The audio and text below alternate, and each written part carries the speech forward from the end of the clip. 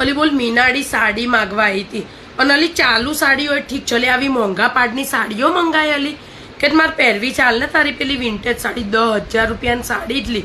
તો અલી કાલ તે જોઈ કેવી ફંગોળાઈને પડી પણ ક્યાં ધણીની આગળ પાછળ ગરબા ગાવાની જરૂર છે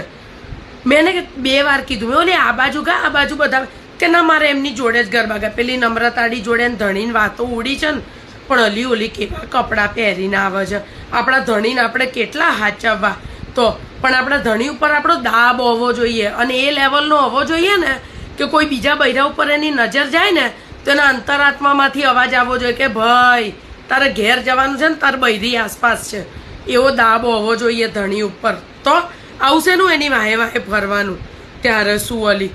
તો ત્યારે અલી હું તો બોલા ને બાપાને વાહે આવી રીતે ગરબા ગાઉં ને તો મારે તો નવરાત્રિમાં હોળી થઈ જાય તો પણ જો કે મારે તો હું તને કહું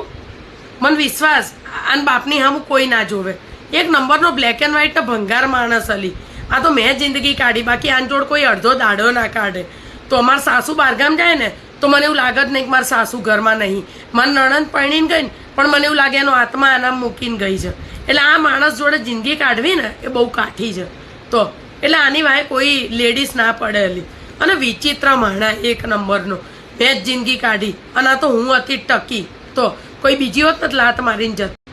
અલી બોલ